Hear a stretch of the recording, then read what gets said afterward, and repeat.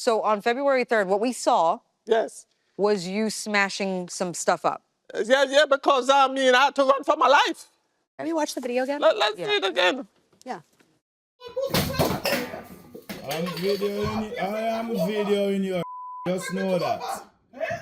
You didn't look afraid, ma'am. You were pretty violent. Yeah, because I was scared. I was running. No, you were angry. You were staying there and smashing things. If you had been scared, you would have run away. Well, I was scared, ma'am. You had him arrested on February 13th again, right? That's when he got rearrested. He got rearrested because you called the police and said that he was in violation of an order of protection. That's when the district attorney told me I could lock my door.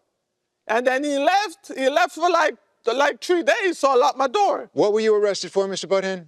I was arrested for disobeying my order of protection. And then when you got into the criminal court building, what happened? They released me. Ms. Johnson, we have a letter from the district attorney that his case that you got him arrested for allegedly violating the order of protection was dismissed in criminal court before he was even arraigned. I didn't get the mail, so I was scared. I was scared for my life. I called the district attorney, and she told me to lock my door. So these are 2 times you had this man arrested. Is the first case still active? Yes, Your Honor. We are going to court tomorrow again. I have the big knife that he banished on me. I have the big knife. He's saying you pulled it on him. No, he pulled it on me. Why would I pull a knife on this man? I was scared for my life. Because you're out of control. Why would you be slamming chairs around and throwing things off the table? Yeah, I was upset. Well, that's why you would pull a knife, too. Sir, how do you prove the personal property for $3,800? We don't have any proof. What did she take? I had some tools in which I used to do a little mechanic work here and there, when I'm not doing any driving, and my personal stuff and stuff, they're all gone. No receipts? No purchases? I have them for a while, Your Honor. What about the generator? The generator is not my own. That's the problem. It's a friend loaned me it. What about the $2,200? Did you make a withdrawal from your bank, or who gave? No, it was cash I get from a lady. And the lady's in here to tell us? No, she's not here. She's at work.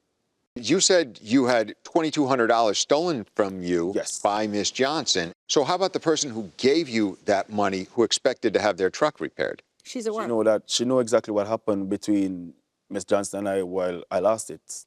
But she's the one who's out the $2,200. She been paid back already. How? Removed from my pay. Do you have documentation of that? No, I get paid cash. Lying through his teeth, Your Honor. How do you know he didn't have it? I'm not saying you took it, but how do you know he didn't have it? Why wouldn't he pay this rent then? No. You were overcharging him for rent and then lying about it. No, I did not. Are we good? All right. I'm good. I think we have what we need. The parties are excused while we deliberate in this matter. Thank you all. We have deliberated and we've reached a unanimous verdict. At the outset, I would point out that this case was very confusing. The evidence that you provided was practically non-existent. But we did manage to see that videotape, and the videotape does speak volumes to us in trying to get to the bottom of these issues. And in that videotape, what we can see is you, Ms. Johnson, being more of the aggressor, yet it was he who got arrested. You say that you had $2,300 that was stolen from you, but you really don't have any proof whatsoever. But she made claims against you that turned out not to be true. You got arrested for those claims. You were deprived of being in the home that you had been renting for 2 years. So we are going to award you for that. As far as the generator and the other personal properties, we're going to order you, Ms. Johnson, to make that stuff available to him for 30 days.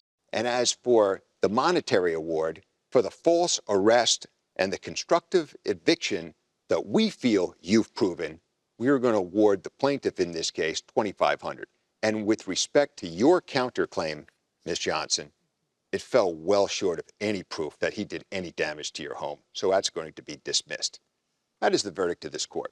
Wish you well. Thank you, Your Honor.